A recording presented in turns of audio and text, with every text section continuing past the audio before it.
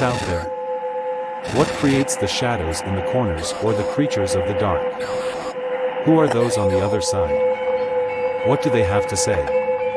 This is the Gateway Podcast. This is not your normal style of paranormal talk radio. Brought to you live from United Public Radio Network, 107.7 FM New Orleans.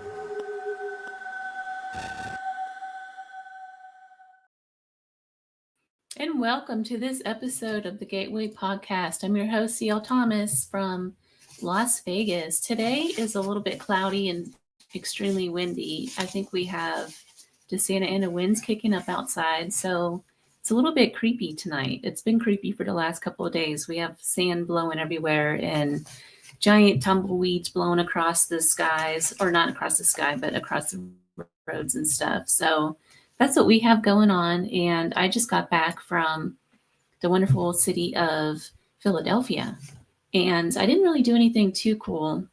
Well, that's a lie, but I don't think you guys would be interested in the stuff that I did. I kind of followed the steps of Benjamin Franklin and all the historical stuff. I have a lot of weird things going on my computer and things, so I apologize. But I won't bore you with all of my weekend endeavors. I will say one of the cooler things I did get to do was I went to the Mutter Museum, which, for those who don't know what that is, it's an old medical school display where they had a bunch of specimens from medical oddities. And of course, now it's under fire. Everyone thinks that it's like a side circus or freak show, but people forget the Mutter Museum started out as part of the medical school back in the 18th century. So it was one of the first medical schools in the country. And so the specimens are in there are pretty close to 200 years old, some of them. But that's why that museum is there. It was strictly for physicians and residents that were going through the medical school there. And of course, they opened that up to the public to go see the specimens that they have on display. But it's under fire, and I'm hoping that they don't have to close their doors or anything like that. But anywho, I welcome tonight Micael Angus. He's from Beacon TV, and he's on a whole lot of stuff. I'm going to get him on here to talk about his new project, ITC Files. Micael is a seasoned career firefighter, and he's actually at the station right now, but he is going to come on here and talk to us. So let me get him on here. Hey, I'm back. Micael. Hey, welcome time back see. to the show. Yeah. Is the AC too loud? I turned the air on. I'm in a separate office, and I don't want to. Can you? No, I can't even hear it. Okay, perfect. Because it's hot in here. You'll probably hear more from my end because I have a lot of stuff going on right now. Yeah, I see your computer screen. There's a bunch of stuff going on behind you. Maybe the spirits are trying to communicate through your computer to you. With that, that is a statue out in the middle of nowhere in the desert. That's cool. How random is that, right? Yeah, well, that's under fire too. Everything I go to seems to be under fire these days. But there's an artist from, I want to say he's from Monterey. And he went out to Rhyolite, which is, it's out in near Beatty, out in the desert. And it's right on the edge of Death Valley. And it's a little ghost town that was a mining site. And so this guy from Monterey comes in and he builds a bunch of these statues everywhere. And he says it's to commiserate the miners. However, he kind of put this stuff right over archaeological site digs. And so, the state's pretty mad about it. They want to move it somewhere else. And quite frankly, they really don't have anything to do with the miners or their history. So that's the other problem. The statues don't. Yeah. But you wonder why, we talk about all that stuff, not to get off on a tyrant about that already, but why people were pushed to do stuff like that. How random is that he'd come in and just build a statue there? Like, why that town? Why there? What connection? It's weird how we're driven to do things and we don't subconsciously even think about it, we just do it. And, I think that's what a lot of this comes into play with me. People don't think about how it hurt. What? Say that again? I didn't hear what you said. You said people don't think about what? Oh, people don't think of the impacts they're making on the historical Well, yeah, of course. side of Yes. things. Yeah. I understand that, but I'm just saying people why they're driven to do stuff. Maybe it's something else driving them to do it, or maybe they're just insane. I don't know, but no, I see it. I see both sides of it for sure. Yeah, there is one good example of that, and I can kind of see because when people come across these old places, they feel a connection and they want to leave something on the site. It seems like when you look at a place like the Armagosa Opry House, where the lady, you know the story of that, right? Over the Armagosa Opera House. So the opera lady, what it's named after, she really has nothing to do with the historical aspect of this place. It's a junction in Armagosa Valley. And what it was the miners were using this, and the railroad workers, they kind of converged, and there was a giant tent city there. And this building was built. It had like a post office, a little store in it, a little hospital. That's kind of where they were getting supplies and things. And then there was a church on the grounds. She comes in sometime in the 60s. She's driving from California back to New York, and she gets a flat right there in front of the place, and then decides she's going to buy it. And so when she buys it, she tells the state that she's going to renovate it historically. So she starts gaining funds, and unfortunately, she didn't do that. She started painting all over, and she tried to turn it into an opera house. And she loved a place, but at the same time, she ruined that historical aspect to it enough to where the state pulled their funding, and now the place is like in ruins. They're going to have to tear it down. So, it's stuff like that you kind of have to gauge and respect the historical. Right. Yeah. But that's not why we're here. No, I know. That's okay. That's what I love about this kind of stuff. This is my rant for the day. No, that's all right. I get it. I understand. I can appreciate that. But yeah, I'm glad to be back on. I'm glad you actually asked me to come back on. I started a new project called the ITC Files, and it's on YouTube. I'll upload it when I make them. But instrumental transcommunication is sort of one of my nits, I guess. Not only in that world, but this world, we all strive for communication. We all want to talk and have a voice and communicate with each other. And people hate to be alone and not talk. No, most people, want to have some kind of human interaction. And it's sort of, I was pushed that way to try that with the dead. Not that it hasn't already been tried, but I think I focus a lot of my attention more on that than all these other devices. So I just started experimenting and reading and following some of the footsteps of Jorgensen and Cardoso, Annabella. She's actually still alive. She lives, she's overseas, but she does a lot of the video looping with us with ITC, and watches a lot of that. If you look at my thumbnail for my YouTube videos, you'll see like a ghostly outline. That's actually Jorgensen coming back through on a video loop that she actually captured through ITC. So I've just gotten into a little bit of that, but basically I've just started doing stuff at my house and other experiments when I'm out in the field with different devices, and I come back in to where my house, or I come back to my house and ask a lot of the same questions and see if I get a lot of the same responses. And I'm so surprised. And everybody's like, always says it's like taboo to do things at home. And I get all that, but I turned on a device one day and it was like immediate, communication. I was just going to ask you that. A lot of people. Go ahead.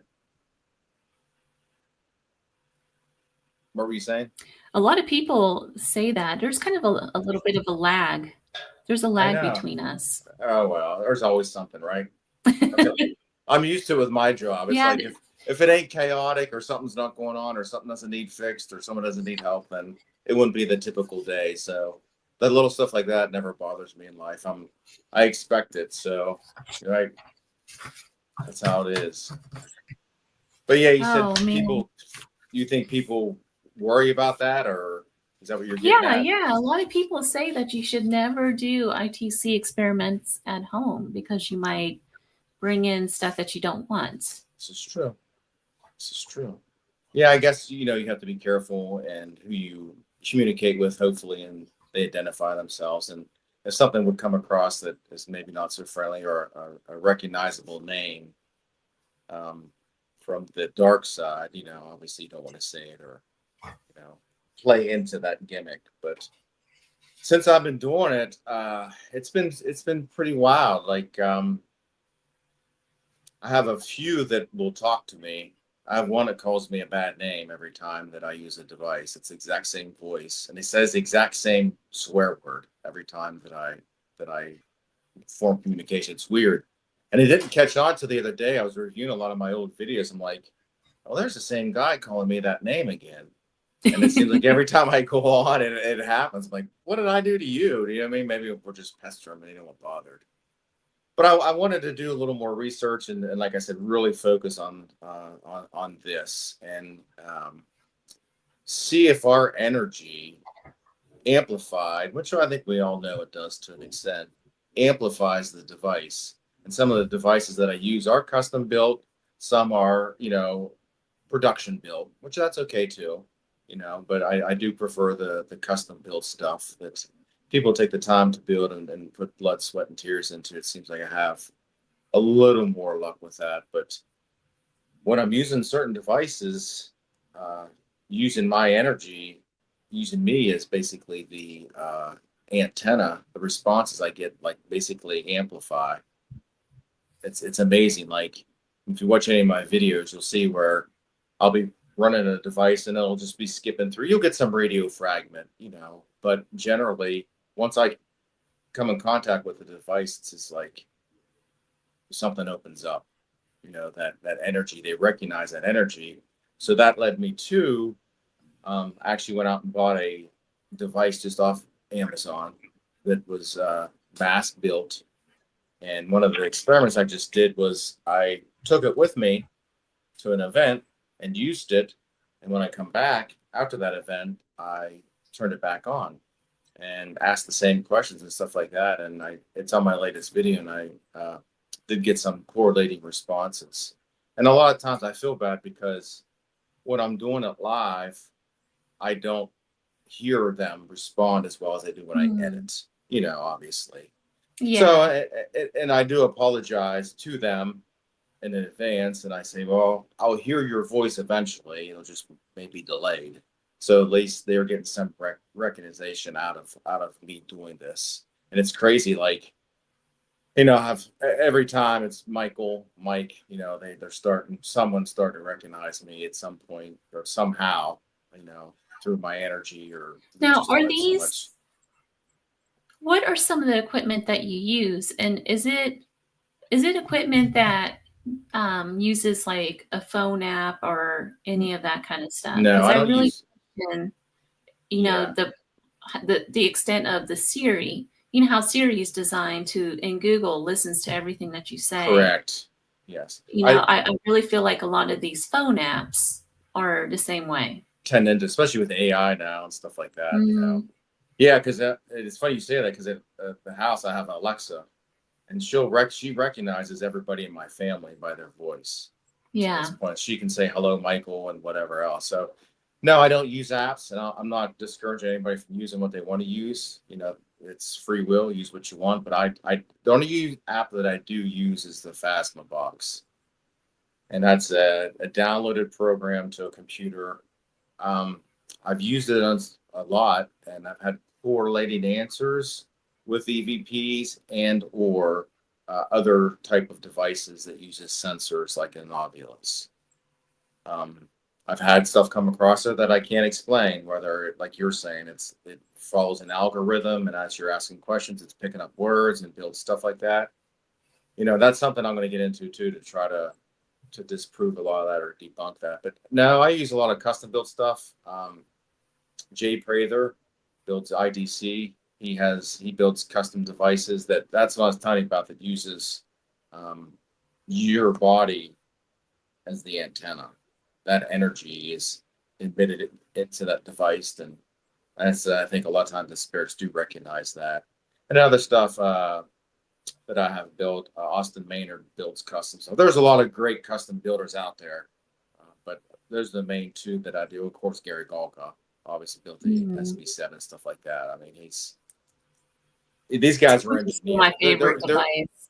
Yeah, they're engineers, and I just ordered a 7 Pro, so I'm really excited to get that to manipulate the frequencies and stuff like that. But yeah, I mean, his stuff, he's an electrical engineer that end up building stuff to communicate with his daughter. So just one of those things. But yeah, some of the apps I don't believe in. But this device I bought off of Amazon, which is some off-brand spirit box that just does a regular sweep, backwards, forwards, AM, FM, sweeps through the frequencies. And at first I didn't think I was getting a lot on it because I was getting a lot of radio fragmentation. But then when I went back to edit it, I was catching a lot of stuff that I did miss live. But yeah, the SB7, that's the original. Well, Frank's box, obviously. I was fortunate to actually make a video using a Frank's box. And back to not being in a certain location, we were basically in a vehicle, and we were letting a Frank's box to use, and I wanted to test it before they actually used it to make sure it was a bug flying, to make sure it would work and the batteries worked and stuff like that. And I turned it on. It was like instant mic. It said where we were at and everything. And we weren't even at that location. We were in a vehicle away from the location. So there's some, and that's what sort of drives me nuts. And a lot of guys ask me here at work and stuff like, do you believe in ghosts and all that kind of stuff? And I said, well, obviously doing after this for so long, there's something there. There's some kind of energy transfer that they recognize, somehow, some way. Our end, we're just lucky to hit the right frequency to communicate with them at that point in time. And that's why, does that make sense? Like, I always say it's like taking a microphone to a bar, just walking around the noisy bar, and, you get all these voices coming through and just snippets and words. You're not, getting full sentences all the time. And I do. Once in a while, I'll catch 3-4 words over multiple sweeps, which I'm really excited about. And then it goes away. But yeah, I have an SB11. I hate that Go ahead. I hate that we had little video clips to play, and unfortunately, I can't get those uploaded. Yeah. I can show you my phone if you want to listen to it. It's up to you. Yeah, let's try that for the audience. Right. So this was, I'm going to turn it up and I'll try to, this was at my house. This is using, it's called the Direct Link. It's a version, I know as soon as you see it, you'll recognize what it is. Jay Prather builds them. This is the one that uses my body, your body as the antenna. And where they became famous is from Ghost Adventures. It's who really uses this. But I'll see if it'll play. So this is now a little caveat about the clip. I condensed all the responses I got into a minute. So the responses are going to play back to back, back to back. There's no correlation between the responses. So you may hear me say stuff and then you'll see another response. I just wanted to put the responses together, or I gave you like a 40-minute video, which I didn't know you didn't really want to go through that. But this is just the responses that I'm getting through this device. So I get, again, they're back to back. So let me turn the sound on. And now I got nothing. All right.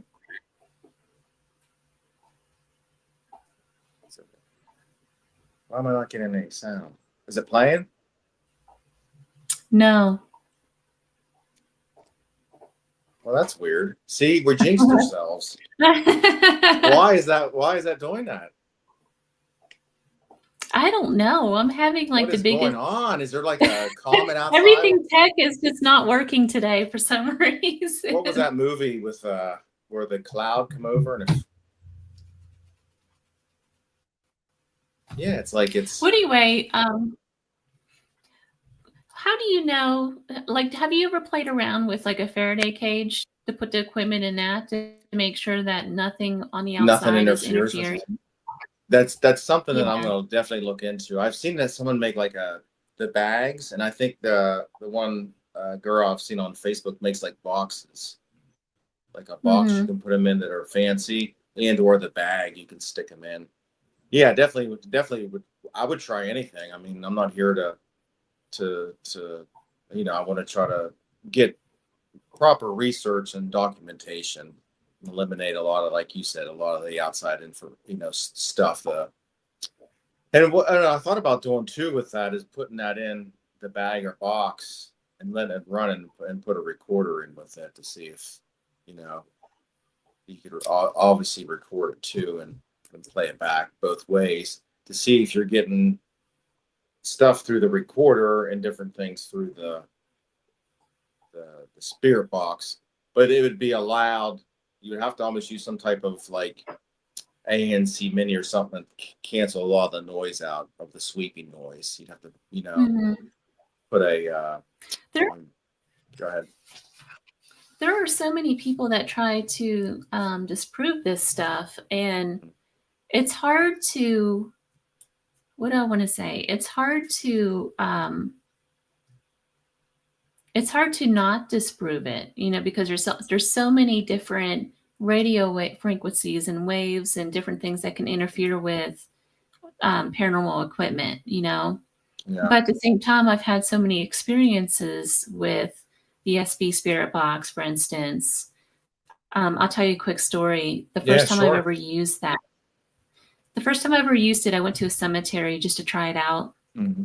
And in this cemetery, it's kind of on a bad side of town. It's the oldest cemetery in Nashville. And I was against the wall in the back. It's like a 6-foot wall that borders the whole thing. Well, this homeless guy started coming toward me, and I kind of saw him coming. And he kind of, he was sneaking around the tombstones and kind of getting closer and closer. And I noticed him, and, but he had me kind of blocked. I couldn't really get past him. And so he started coming at me. And on the spirit box, it was nothing. It was the first time I turned it on, nothing but static for like a solid 40 minutes, nothing. And then all of a sudden it said, "Watch out, be careful. And then it said something else, like he's an ass or something like that. Nah. Back. Yeah. 3 different voices nonetheless. They were trying to warn you. Yeah. So That's cool.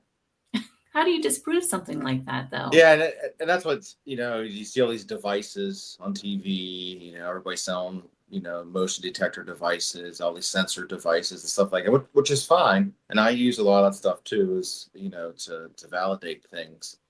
But as far as voices and stuff, especially EVPs, recorded EVPs, when it's you and somebody else in a room and you're getting a voice come across the recorder, that nobody else was in that room with you. You can't disprove that. I mean, that Right. It is paranormal.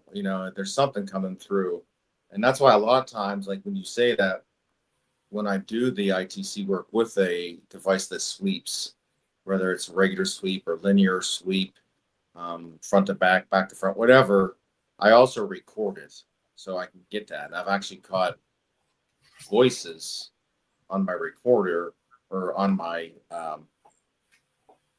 recorder that I didn't hear, on the device itself. So, but yeah, after I record it with a camera and play it back, you hear a lot more. And I think a lot of that it's hard to disprove because that a lot of that is in radio fragmentation. When someone's saying my name or someone's calling me an a-hole, you're not going to hear that over the same voice. Right. And that's what a lot of my research I'm trying to do is try to connect to certain individuals. And years ago, a long time ago, the military would monitor frequencies for espionage, and they would come in contact with these people talking, and they never knew who they were or how to identify them. They just couldn't figure out where it was coming from. And when they asked the one, they would talk to these people and they said, what do you want us to call you, or who are you? And the person come across and said, call us communicators or technicians. So Yeah. So I got to work with Chris Moon, which is a psychic medium. He lives in Texas. Actually, I'm going to see him this weekend. But I did a couple sessions with him, and he introduced me to this, and he uses technicians. I'm like, why do you keep saying technician for? Because I can't take credit for this. I mean, this a lot of this research and a lot of this words and stuff has been long found out and used before me. So I'm just excited that someone put the work in to actually build off of. But he would say technicians assist, and on some of these videos, it's going to drive me nuts because I've had direct responses. So a technician or a communicator is a spirit that can speak for somebody on the other side that cannot speak or that's being oppressed. And there's one in particular that I've been using. His name is Micael, and I've caught his voice several times. I mean, literally like vocal tone that comes across. And I use that technique a lot too. Technicians assist or ask for a communicator, and the responses I get are crazy. Like, I don't know if the military found this out somehow or who founded that out, but somehow, some way that they recognize that word or that name to respond to. No, not all the time. It's not like I just say it and someone comes across, hey, can I help you? You know what I mean? Obviously, it doesn't work that way, but generally, I'll get something to come through and communicate with. Is it possible that this Miguel is some sort of spirit guide for you? And other people have told me that too. Maybe it's an attachment or a spirit guide that leads me, along this journey that we're all on. Could be, and that's why I'm glad I'm doing this, and I'm glad that I do this kind of stuff to share with other people, because I don't know everything. And then when I present this to other people, like, well, like you're telling me, well, maybe this is a spirit guide, which, I'm thinking attachment from all the places that I've been, but maybe, it is a spirit guide that I'm making contact with. Yeah, I mean, I feel like we're so quick to make it a negative thing, and it's a lot of times it's not. If you really look, it's a helper spirit, or it's some guide on the other side that's trying to help you along your path. Yeah. And it has, I think it has with my life. I think a lot of things have changed, and I see things a little different now. I've been in the fire service for 30 years and seen a lot of crap that I didn't understand.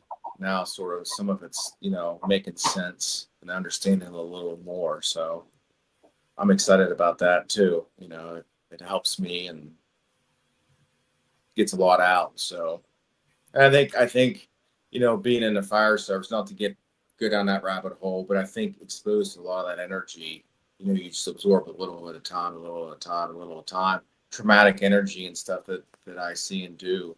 I think it puts a mark on me somehow, some way, that when that energy is transmitted, it can be recognized that all this other energy has been forming and has formed this me, my being, my vibe, my energy, whatever you want, my aura, all that kind of stuff. I don't know, maybe we're getting way off path, but I think a lot of that they sense that, you know what I mean? Like, to me, they know our intentions before we even walk in that building. How do you know that? Because I've had experiences where I was in Texas at a abandoned hospital, and we had a person that let us in to the hospital, and was not real disrespectful, but just sort of, hey, the ghosts live here for free, blah blah blah blah blah blah, sort of rowdy about things, kidding around more than anything. Yeah. Wow, the minute he left, man, that place just exploded. It was like you walking into a men's prison. You know what I mean? It just was that much commotion going on, banging and noises. And I think, that it hyped up that scenario that recognized that bad energy coming off. And I think it played into that. And then we basically had to leave the building, ground ourselves, come back in and like, okay, listen, this is what we're doing here. Not that it was going to stop everything, but if we're going to try to do some stuff tonight, we're going to try to communicate with some people. If you want to communicate, that's fine. You can tell us whatever you want to tell us, good or bad. If you don't want to communicate, then you do your thing, we'll do our thing. And, and seemed to, after we went back in and voiced our intentions, it seemed, not that they didn't know, but after we reset everything, I think it seemed to calm down to a point. But yeah, I think it plays into it. I think if you give off a bad vibe, bad energy, I think it could make the situation pretty crappy fast. Are there specific things that you captured that's really changed you? Yeah, or maybe you have connected with a spirit. Have you connected with a spirit that's kind of helped you in some way? I guess it's a two-part question. Yeah, no, okay. The first part, yeah, I think a lot of just with hearing EVPs and people directly talking to me. Not that I didn't believe in ghosts, we're all skeptical. We have to be, or you wouldn't be doing this, right? That's humans. We're all empaths. We all have some type of sense. So you have to be some type of skeptic.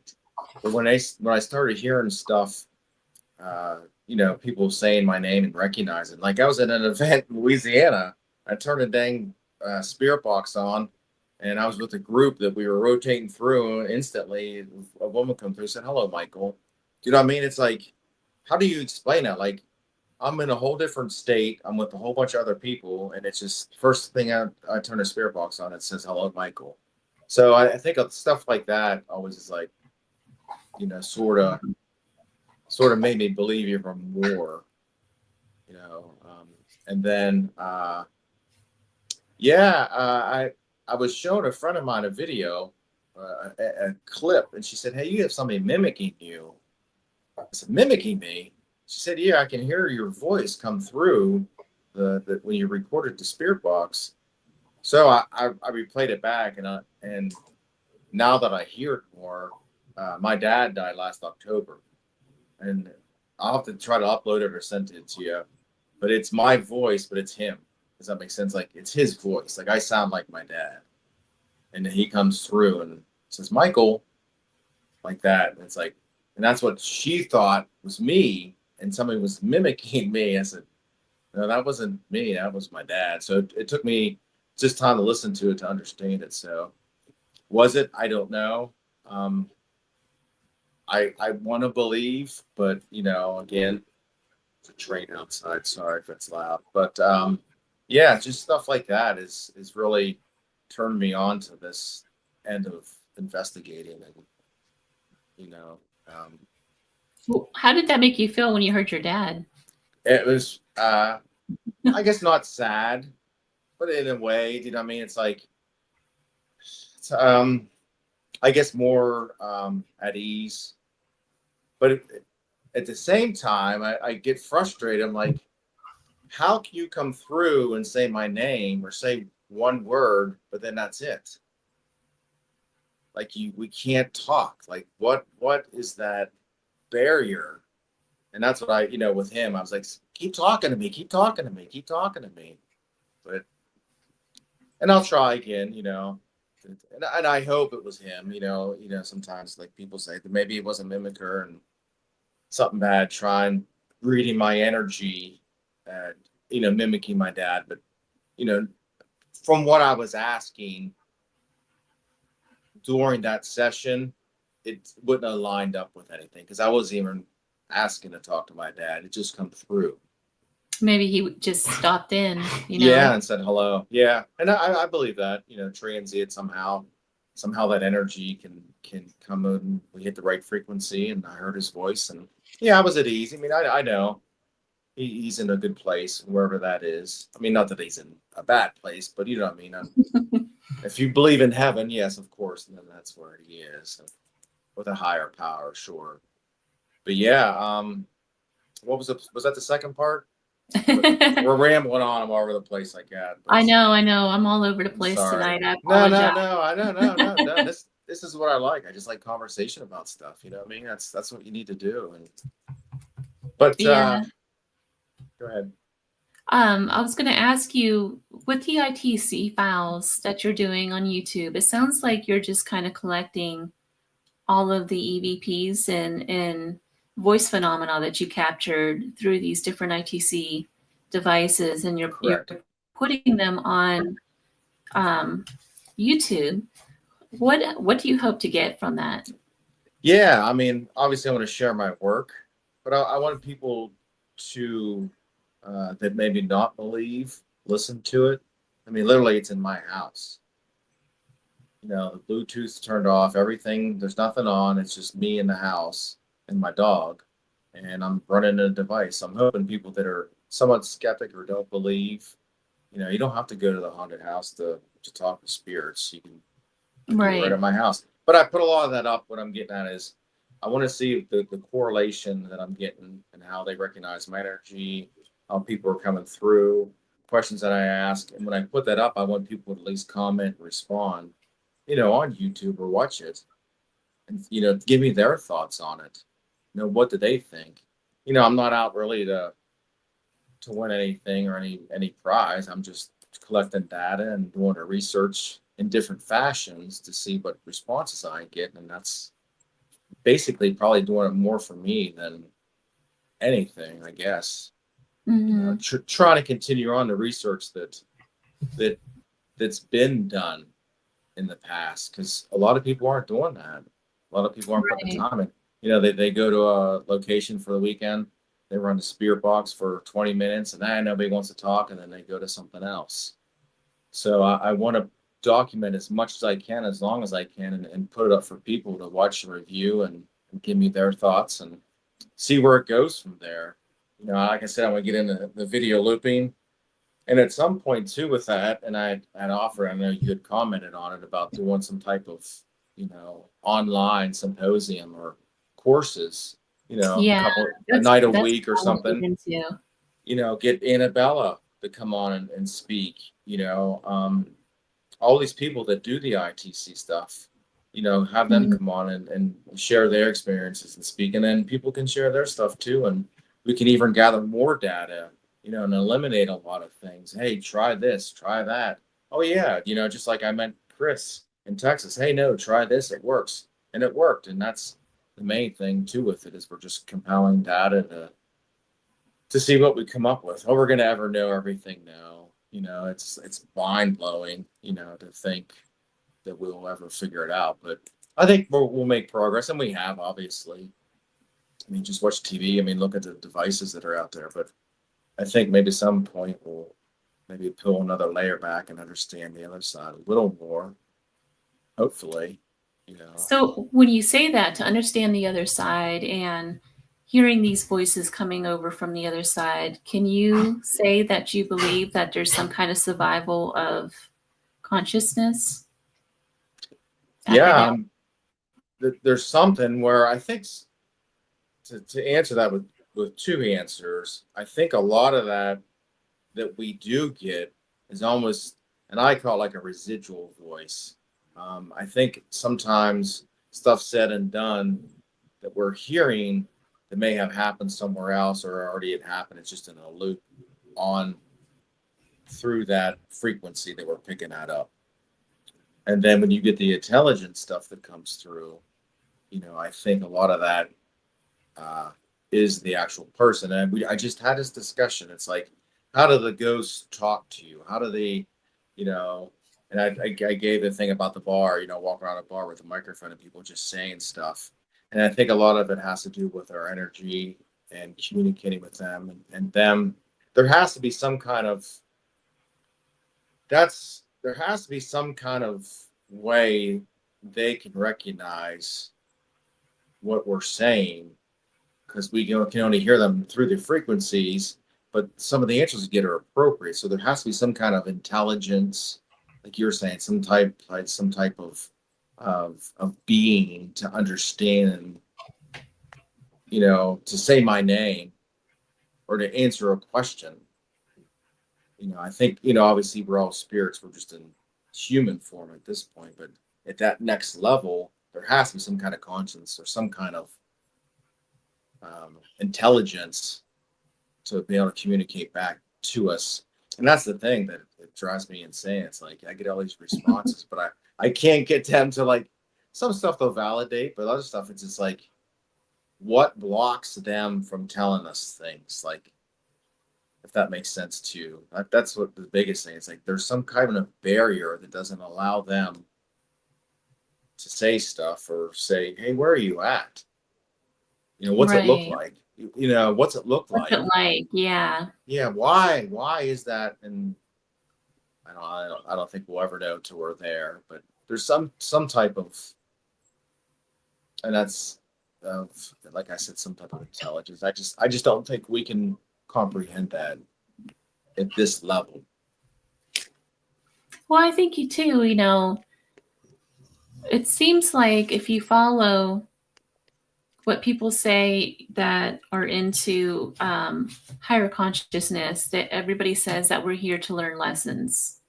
We're on this life journey to have experiences, to learn lessons, and then move on to some other realm, right? Right. So if we're getting help from the other side, like direct answers, wouldn't that change stuff for us? Like, True. wouldn't that kind of Yeah. ruin that? Sort of like time travel. Right.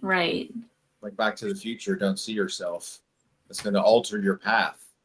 Yeah, see? No, that's a good way to look at it. And this is why I like to do this research and talk to other people.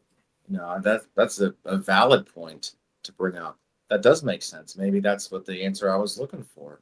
And I just asked the question and you got the answer for it. So that does make sense. It may Yeah, change. it's like I've always believed that I do mediumship, it's in spirit art and that sort of thing. So I do believe that there's another side. I'm not really a skeptic. I've had too many experiences now to say that, yeah, there is something going on. But at the same time, I feel like I forgot where I was going with that. I feel like there's only so much that we're allowed to know. Mm-hmm. I believe that. Yeah, If we knew any more, that it would completely change. Like, I know that, I know where I was going with that. Like, people work with spirit guides, they work with angels, that sort of thing. Mm-hmm. I don't believe that they can come out and tell you anything. They're not going to come out and tell you, hey, don't do this, don't do that, because that takes away that notion of free will.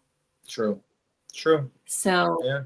And then, so I don't know. I think it has something to do with that. To where they're not allowed to. Yeah. Yeah. That's just my theory. No. That's, like I said, it's mind blowing. I surely don't know everything when it comes to that. That does make sense. I mean, you get little snippets of it, but like you said, free will, like your parents, you got to learn your lesson. You got to live life. You got to live and learn. Yeah. I get that 100%. And maybe I'll steer away from that, or maybe ask that kind of stuff next time I communicate, not so much tell me, what tomorrow's going to do or what the lottery numbers are, but, is that something that does hold you back, or are you not allowed to speak about that? I don't know. It's kind of it's a strange thing, Mm-hmm. Yeah. We're strange people. So I know you're a strange one. Talking to ghosts.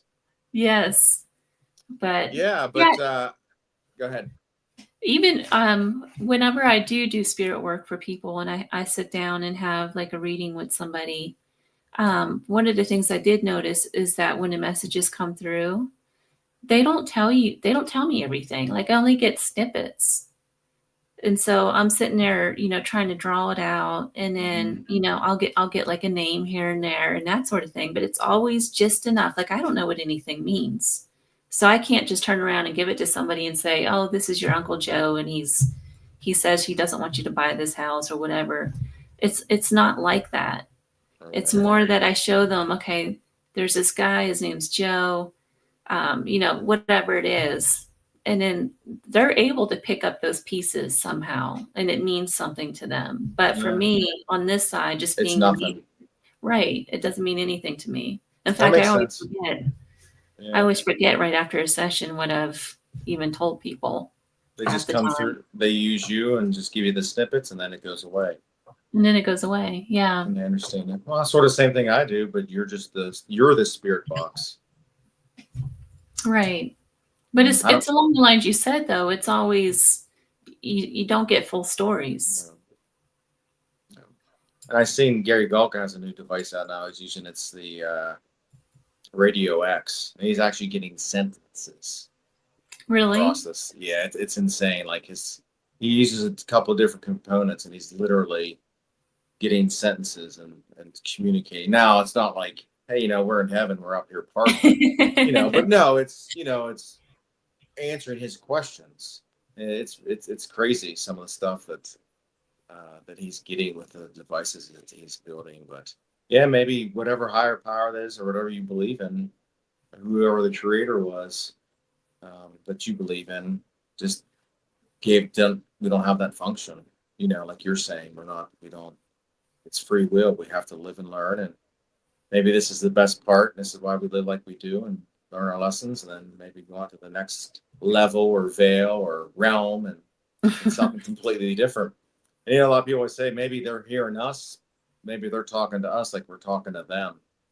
If that makes sense. Mm-hmm. They're hearing us talk, but they don't hear the whole thing.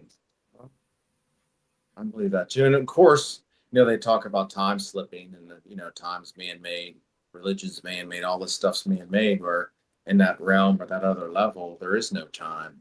So we're just bombarded with all these questions. Hey, and then you hear these answers like, oh yeah, this and that. And we don't allow enough time. That's why when I do my sessions, I usually do about 30, 40 minutes and have the device just running the whole time, just so we have that. Mm-hmm. Or I'll just let it run and let them come through and speak. But I do the same thing.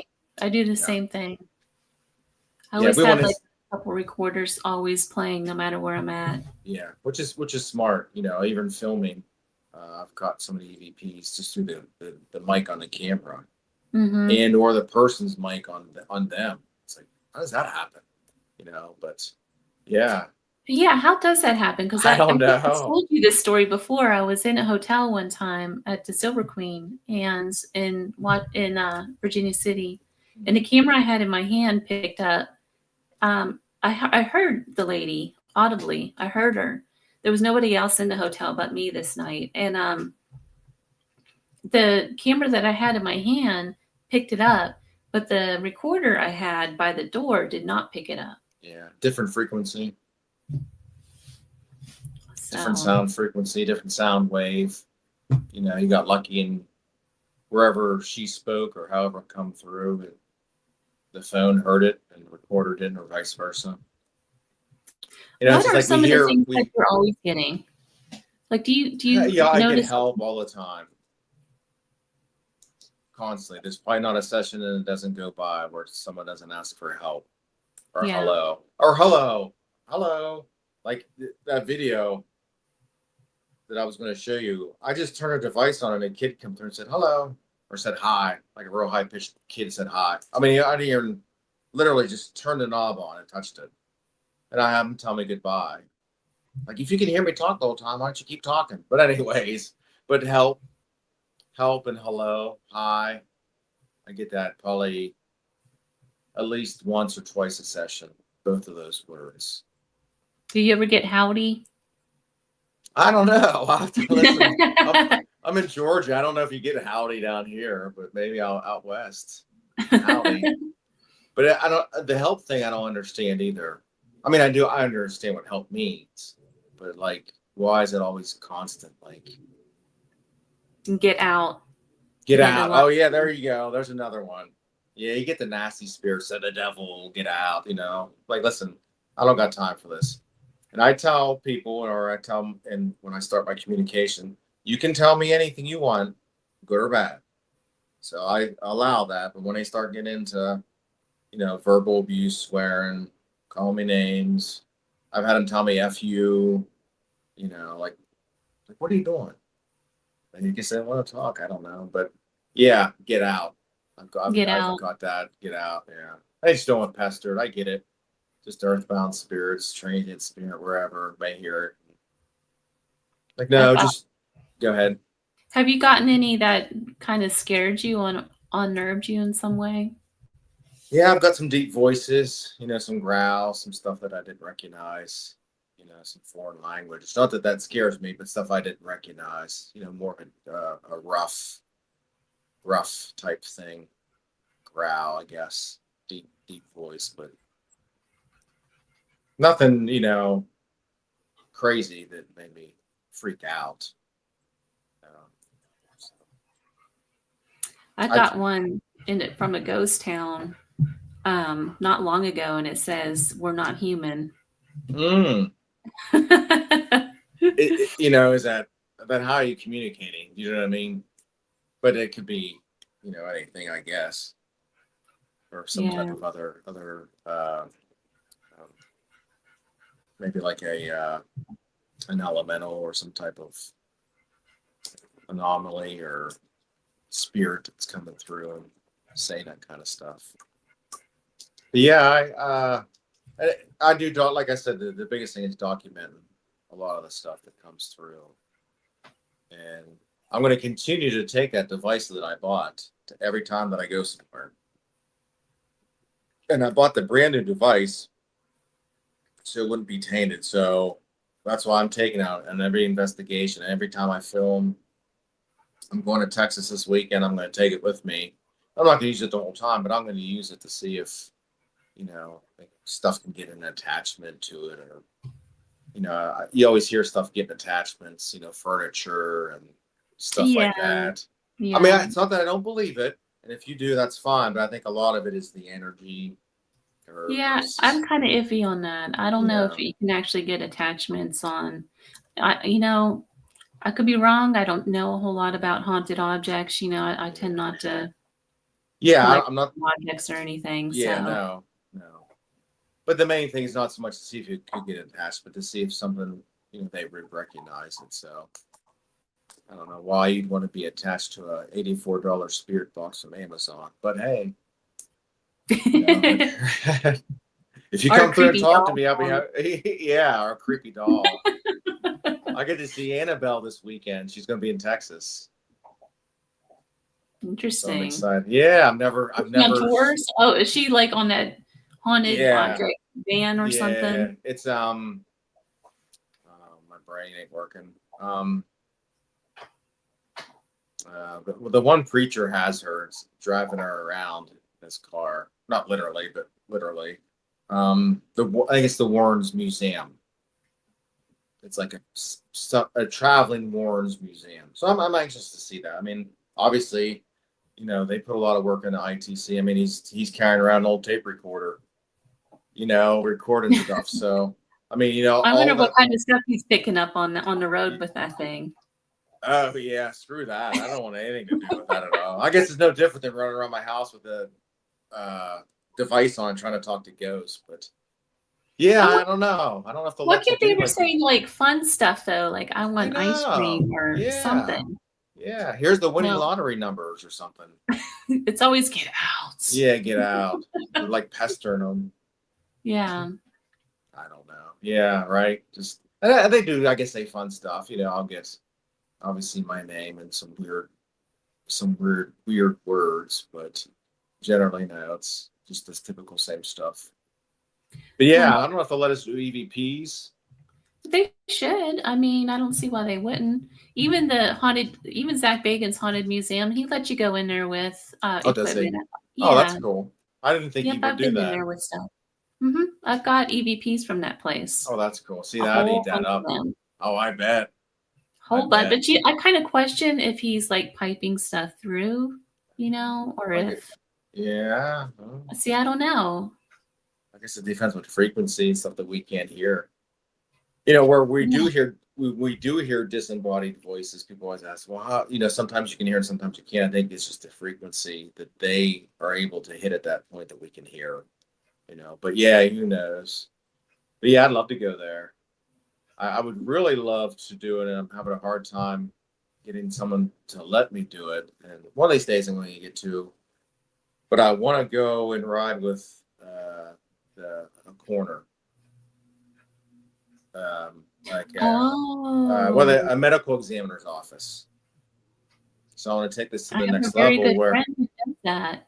yeah, and I want to do EVPs. Like I deal with, and I'm gonna try to say this politically. I deal with like fresh death, if that makes sense. Like people that just died. Like the energy in a room where someone just died.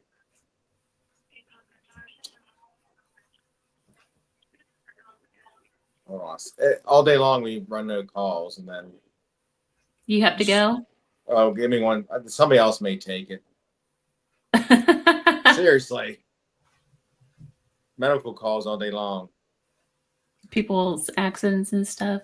I have a friend who is a coroner. Hold on one second. Oh, it's just a medical alarm. Maybe they'll take it. I have a guy covering for me, so hopefully he takes it. I have a really good friend who's a coroner up in upstate New York. Oh, really? Yeah.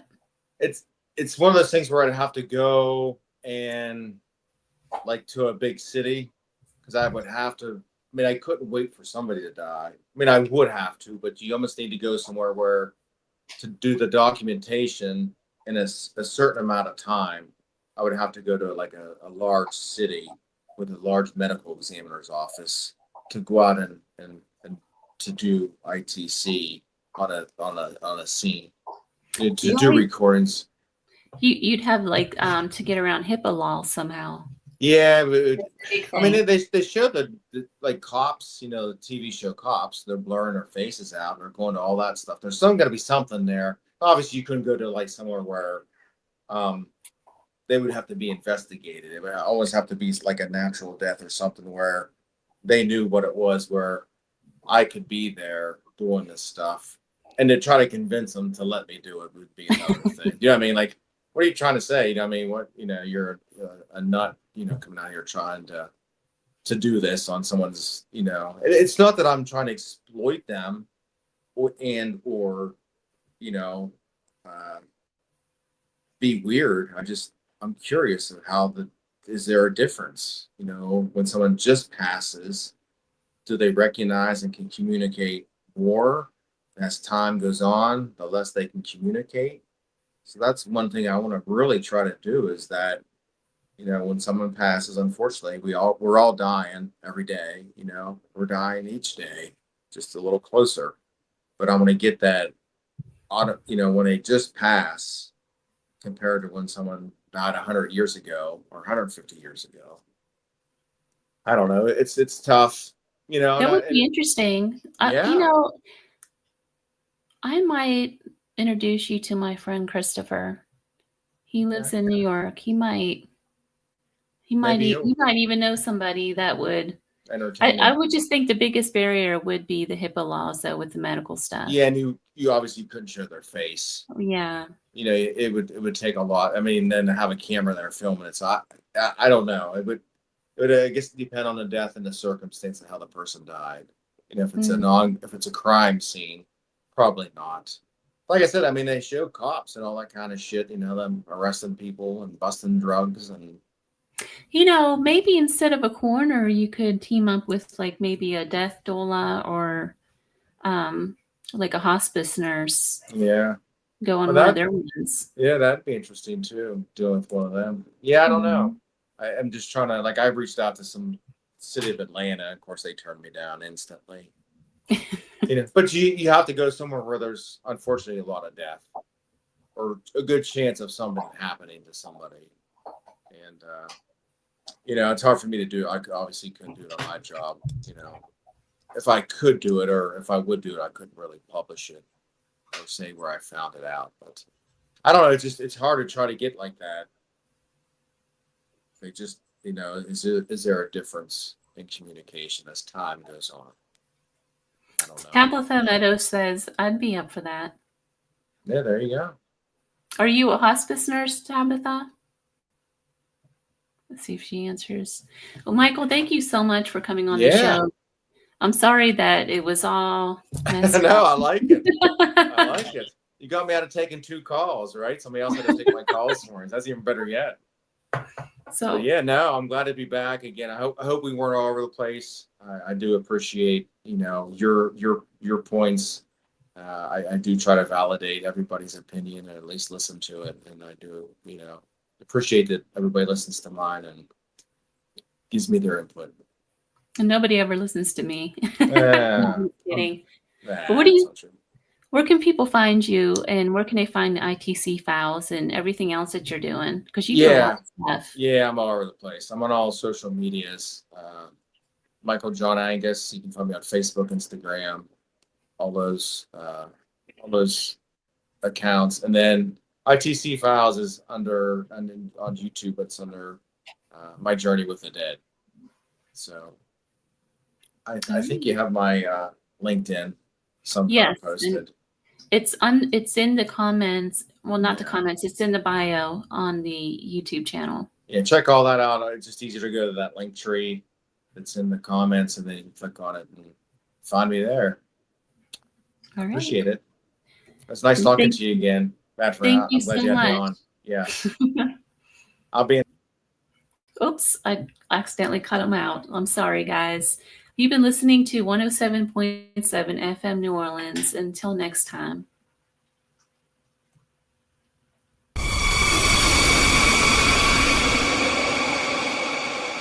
Are you ready to explore the unknown? Dive into the world of the strange, mysterious, and unexplained with Eerie Expeditions magazine. Each issue is packed with spine-tingling tales, cutting-edge paranormal investigations, and exclusive insights into hauntings, cryptids, UFOs, and more. Whether you're a seasoned investigator or just love a good ghost story, Eerie Expeditions magazine has something for you. Join our growing community of truth seekers and adventure lovers. Subscribe today at EerieExpeditionsMagazine.com and unlock the secrets of the supernatural. Are you ready? That's EerieExpeditionsMagazine.com, where the extraordinary is just a click away. Dare to discover.